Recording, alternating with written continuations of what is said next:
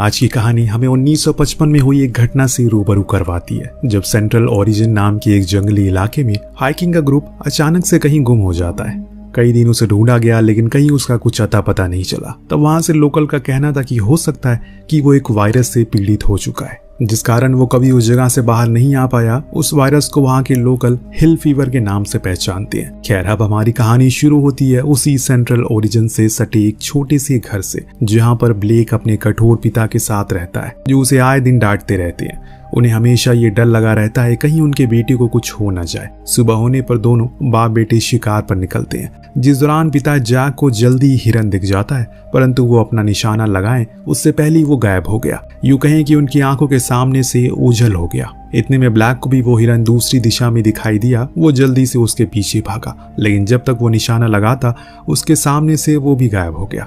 लेकिन यहाँ उसके जाने के बाद उसने एक और चीज को देखा जो आज से पहले उसने कभी नहीं देखा था। ये था तो इंसान, लेकिन दिखने में किसी जानवर जैसा लग रहा है। लेकिन इससे पहले कि वो उस पर गोली चलाता, उस काली परछाई में वो कहीं खो सा गया। तभी उसके पिता वहां आ गए, जिन्होंने उसे बहुत डांटा क्योंकि वो उन्हें बिना बताए यहाँ पर आ चुका था। अब दोनों वार्तालाप कर ही रहे होते हैं कि इतने में उन्हें किसी की आहट सुनाई देती है, जैसे कि मानो उन्हें कोई देख रहा हो। इसीलिए जैक फौरन अपने पिता को लेकर पास में ही बने एक ट्री हाउस में जाकर छुप जाता है, ताकि जो कुछ भी हो वो उससे बच सके। लेकिन उस चीज ने उन्हें देख लिया और अब उसे बच पाना तो बहुत मुश्किल है। धीरे धीरे करके वो उस ट्री हाउस में चढ़ना शुरू करता है, तो इधर जैक भी अपनी बंदूक उसी दिशा में तान कर बैठ जाता है, क्योंकि वो अपने बेटे को कुछ भी होने नहीं देगा। एक पल तो ऐसा आता है वो इतना करीब आ गया कि उसके शरीर के निकली गंध भी उसे आने लगी थी। लेकिन इतने में अचानक से नीचे एक हिरन आ गया, जिस चीज के चलते उसका ध्यान भटक जाता है और वो उसे मारकर अपने साथ ले गया। पर जैक ने नीचे देखा तो उसके होश उड़ गए।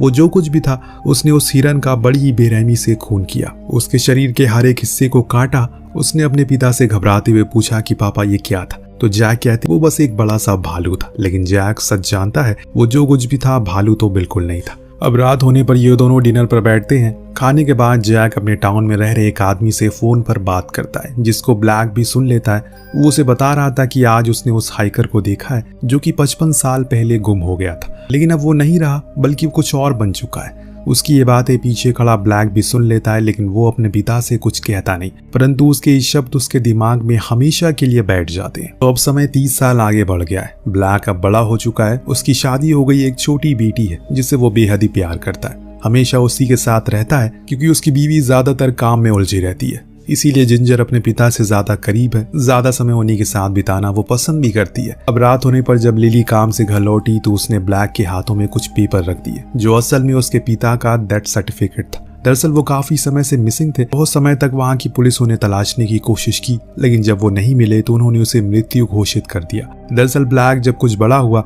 तो अपने पिता को छोड़कर यहाँ शहर में आ गया, क्योंकि उसे वहां नहीं रहना था। लेकिन आज भी उसे इस बात का अफसोस होता है कि उसने उस दिन के बाद से कभी अपने पिता से बात क्यों नहीं की। उन्होंने तो हमेशा उसे अपने साथ रखा, लेकिन उसने अपने पिता को अकेले छोड़ दिया। इस बीच हम लिली का अपने बेटी के साथ संबंध भी देखते हैं, जो खराब तो नहीं है, लेकिन हाँ कहीं से अच्छा भी नहीं है, जो बात वो अच्छे से जानती है। और ये बात ब्लैक भी जानता है। इसीलिए अगले दिन जब वो ऑफिस लंच देने के लिए गया तो उसने लिली से कहा कि अब हमें अपने रिश्ते को समेटना होगा, वरना ये बिखर जाएगा, जो मैं नहीं चाहता हूँ। इसीलिए मैं चाहता हूँ कि हम लोग समर के लिए डैड के कॉटेज चले जाएं, जहाँ हम लोग एक अच्छा समय बिता सकेंगे। साथ में तुम भी जिंजर के करीब आ जाओगी। अब लिली भी मान जाती, क्योंकि दिल से तो वो यही चाहती थी, अपनी बेटी के वो करीब रहे। 2 दिन बाद ये लोग अपने सारे सामान वगैरह को पैक करके निकल जाते हैं उसी कॉटेज की तरफ। लेकिन जंगल के अंदर घुसने पर ब्लैक को वो रास्ता नहीं मिल रहा है जिससे कि उस कॉटेज तक पहुंचा जा सके। तभी उसे एक ट्री हाउस के पास खड़ा एक शख्स दिखाई दिया, जिसे उसने उस कॉटेज तक जाने का पता पूछा तो उससे देखते ही वो पहचान गया।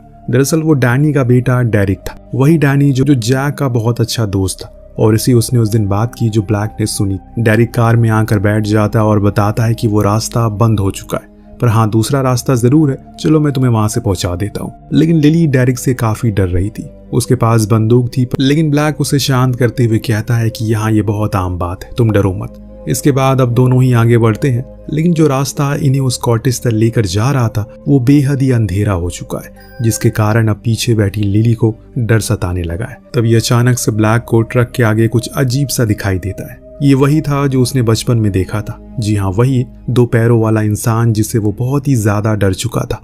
उसी चक्कर में उनकी ट्रक जाकर एक पेड़ से टकरा गई, जिससे हुआ ये सभी घायल हो गए लेकिन किसी को कुछ खास नुकसान नहीं हुआ। लेकिन डेरिक की अब शामत आने वाली है क्योंकि वो क्रिएचर अब उसकी ओर बढ़ रहा है। ब्लैक ने बहुत कोशिश की उसे अपनी तरफ रखने की, लेकिन आखिरी समय पर वो उसे घसीट कर बाहर ही ले गया। वहीं उनके सामने ही वो नोच कर खा गया, जो देख उनका पूरा परिवार सहम जाता है। पर ब्लैक अपने परिवार को कुछ होने नहीं देगा। उसने दिमाग लगाया, फौरन खिड़की को खोलने की कोशिश में लग गया, लेकिन इतने में वो उसके पास भी आ गया। पर तभी एक जानवर की आवाज से वो दूर चला गया और इसी का फायदा उठाकर ब्लैक दोनों को ही लेकर बाहर आ गया। वहां से जल्दी उन्हें लेकर कॉटेज की ओर जाने लगा, लेकिन उनकी गन से उस दानव को उनकी ओर आकर्षित कर दिया, जिससे वो उनके पीछे ही था। पर जल्दी से उसने गेट को खोलकर अपने परिवार को अंदर कर दिया और गेट को मजबूती से लॉक कर दिया। तब उसकी बीवी ने उसे पूछा कि ये जो कुछ भी था ये क्या था। उसने जवाब में कहा, मैंने ही ऐसा कुछ बचपन में देखा था। उसके 2 इंसान की तरह पैर थे, पर अभी तक वो जिंदा है। मैंने ये नहीं सोचा था, लेकिन तुम लोग घबराओ मत, किसी को मदद के लिए बुलाता हूँ मैं। इतना कहने के बाद जाकर वो सबसे पहले तो जनरेटर को ऑन करता है ताकि जल्दी से रोशनी आ सके। इस बीच उसने जब अपनी बेटी को देखा तो वो बहुत ही ज्यादा डर चुकी है। जो देख उसने उसे प्यार से समझाया, बेटा तुम्हें कुछ नहीं होगा, वो बस एक जंगली भालू था, तुम सो जाओ, अब थक गई होगी, कल सुबह हम लोग बोटिंग चलेंगे। अब वो छोटी सी बच्ची उसकी कही बात मान लेती है और चुपचाप सो जाती है। लेकिन लिली को कुछ ठीक नहीं लग रहा है क्योंकि ब्लैक कुछ ज्यादा ही डरा हुआ है। यहाँ तक कि उसने वो मेन गेट के पास अलमीरा रख दी है ताकि कोई भी अंदर झटके से ना घुस सके। इसके बाद वो अपने डैड के रूम में जाता है जहाँ उसे एक पुराना रेडियो मिलता है, जिसे वो किसी को मैसेज देने की कोशिश में लग गया, लेकिन शायद वो चल नहीं रहा है। इतने में उसे अचानक तेज सी भूख लग जाती है। वो कुछ खाने के लिए किचन में जाता है, जो कुछ भी मिलता है उसे खाना शुरू करता है। इतनी में अचानक से उसका एक दांत टूट गया, उसे दर्द होने लगा। जो सुन लिली फौरन उसके पास आई और उसकी ड्रेसिंग करने लगी। तभी उसकी नजर पड़ी उसके हाथ पर लगे एक घाव पर जो बहुत बड़ा है। उसने उसे पूछा कि ये कैसे लगा। वो तो ब्लैक का कहना है कि हो सकता है कि ये खिड़की खोलते टाइम लग गया हो, लेकिन लिली को नहीं लगता कि ये खिड़की खोलते हुए लगा होगा। उसने फौरन ही उसकी मरहम पट्टी कर दी और फिर खुद भी सोने चली गई। परंतु ब्लैक अभी भी मेन गेट पर ही था। वो उस पर कील ठोक रहा है। अचानक से उसके हाथ पर हथौड़ा लग गया। उसे कोई दर्द महसूस नहीं हुआ, जो देख वो भी शौक था कि उसे दर्द क्यों नहीं हुआ। काफी टाइम से इन कामों में वो लगा हुआ है, इसलिए प्यास लग जाती है। वो दोबारा से किचन में गया और बोतल का पूरा पानी पीने के बावजूद उसकी प्यास नहीं बुझती। वो टैप से पानी पीने लगा। और ये सब देखने के बाद आपको क्या लग रहा है, क्या हुआ है उसे? तभी उसे कुछ आवाज आई ऊपर वाले फ्लोर से, जो फ्लोर पहले खास उसके पिता का हुआ करता था, जहाँ पर काफी सारे जानवरों की खाल रखी थी जो उसके पिता को शिकार करके लाए थे। तब वो धीरे धीरे करके ऊपर जाने लगा। वहां जाकर उसे पता लगा वो आवाज तो एक मकड़ी की थी जो कि अलमीरा के अंदर से चल रही थी। पर एक मिनट, उसे मकड़ी की चलने की आवाज कैसे आ रही है? कुछ अजीब नहीं हो रहा है उसके साथ। इस चीज को लेकर वो खुद भी परेशान है। खैर यहाँ एक बारी फिर से उसे किसी की चलने की आवाज आती है। वो नीचे आता है, लेकिन तभी वो क्रिएचर उसके दरवाजे के डॉग होल से उसके पैर को खींच लेता है, जिससे ब्लैक जोर जोर से चिल्लाने लगता है। तभी इतने में वहां पर लिली आकर उस दानव पर कई बार वार करती है, जिससे वो चला जाता है। परंतु ब्लैक अब बुरी तरह से घायल हो चुका है। उसके पास अब खड़े होने तक की क्षमता नहीं बची। पर इस दौरान हम उसके शरीर में कुछ बदलाव देखते हैं, जिस चीज को लिली नोटिस भी करती है। जैसे उसका मुंह अब सूज जाता है, शरीर में बहुत ज्यादा पसीना आ रहा है, जैसे कि मानो वो बहुत दूर से भाग कर आए। इतनी में अचानक से वो बेहोश भी हो जाता है। जब उसकी आंख खुली, उसने देखा कि उसकी बीवी रेडियो से किसी से बात कर रही है, मदद के लिए उन्हें यहाँ पर बुला रही है। उसकी बातों से हमें पता लगता है कि शायद ब्लैक किसी वायरस से पीड़ित हो गया है, ऐसा उसका मानना है। परंतु जब वो यहाँ आए थे तब तक तो सब कुछ ठीक था, फिर ये अचानक कैसे हुआ? इतने में अचानक से उसके पीछे ब्लैक आ गया, जो देख लिली हैरान हो गई। वो कुछ ज्यादा ही बदल चुका है, इसीलिए वो उसे ले जाकर आराम करने को कहती है। लेकिन अब ब्लैक खुद अपने हाथों से लिख कर देता है कि वो मर रहा है, प्लीज कुछ करो। यहाँ तक कि अब उसकी दुनिया को देखने का नजरिया बदल चुका है। वो अपनी आंखों से कुछ और ही देख रहा है। ऊपर से उसके बाल झड़ने शुरू हो गए। जरूर वो किसी दूसरी चीज में तब्दील हो रहा है, जो चीज उसकी बेटी भी देख रही है। इस दौरान लिली नोटिस करती है कि उसके हाथ का घाव अब बुरी तरह से सड़ चुका है। वो उसके ऊपर मरहम पट्टी करती है, लेकिन तभी ब्लैक गुस्से में उसे दूर चला जाता है। खुद से ही अपने हाथों को खाना शुरू करता है, जो देख दोनों ही बाप बेटी डर जाते हैं। वही चुपचाप खड़ी रह गई, लेकिन ब्लैक ने उन्हें कुछ नुकसान नहीं पहुंचाया। देन अब बिली को याद आया कि उसने बाहर ब्लैक के डैड की कार देखी। वो फौरन उसकी चाबियां लेकर बाहर गई ताकि वो लोग इस कार की मदद से यहाँ से निकल सके।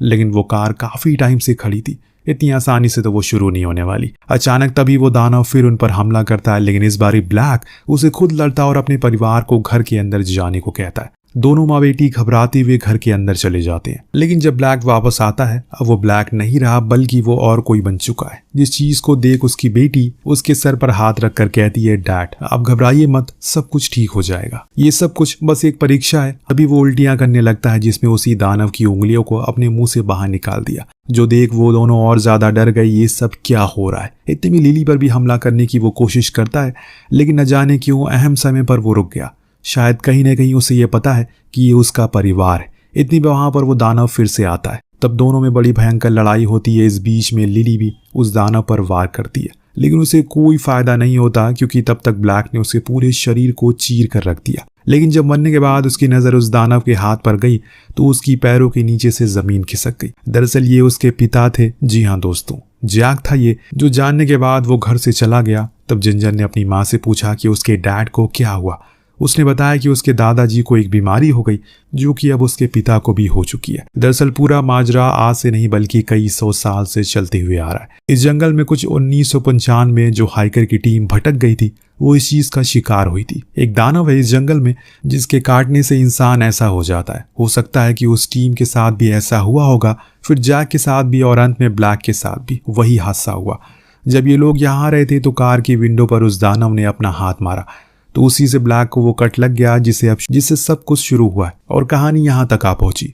लेकिन ब्लैक अब अपने परिवार से दूर नहीं होना चाहता। वो वापस से घर में आया ताकि अपनी बेटी से मिल सके, पर लिली ने ऐसा होने नहीं दिया। वो उसे चाकू मारकर पीछे तबेले में चली गई, लेकिन ब्लैक वहां पर भी आ गया। गलती से उसका पैर एक ट्रैप में फंस गया और इसी का फायदा उठाकर ये दोनों जंगल में जा छुपे। लेकिन ब्लैक को अपनी बेटी से मिलना था, इसीलिए उसने खुद के पैरों को ही काट दिया। रेंगते हुए जंगल में गया जहां उसने अपनी सूंघने की पावर से पता लगा लिया कि वो दोनों कहाँ हैं। वो दोनों उसी ट्री हाउस में छुपे जिसमें आज से नहीं बल्कि कई साल पहले से ब्लैक अपने पिता के साथ छुपा था जब उन पर हमला हुआ था। और इस चीज को देखकर ब्लैक की आंखों में आंसू आ जाते हैं। वो धीरे धीरे ऊपर चढ़ा ताकि अपनी बेटी को एक आखिरी बार छू सके, लेकिन जैसे ही वो उसके करीब आया लिली ने उसे शूट कर दिया। जिंजर अपने पिता को इस हालत में देखकर समझ ही नहीं पाती कि इतनी जल्दी उन्हें क्या हो गया। अभी तो वो अच्छे खासे थे, लेकिन जब ब्लैक ने अपनी आखिरी सांसें भरी तो उसे एहसास हो गया अब उसके पिता उसे छोड़कर जा रहे हैं और इसीलिए वो उनसे लिपट कर रोने लगती है।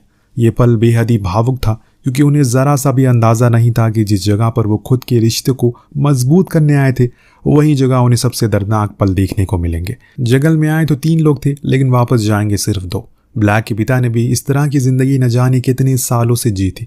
जब उन्होंने अपने परिवार को देखा तो हो सका कि वो उन्हें मारने नहीं बल्कि उनसे मिलने आए हो, लेकिन उनकी एक गलती ने सब कुछ खत्म कर दिया। तो आपको कहानी कैसी लगी हमें कमेंट करके जरूर बताएगा। मिलते हैं अगले वीडियो में। Thank you so much watching, peace out. जिससे कि वो वहीं नीचे गिरकर मारा गया।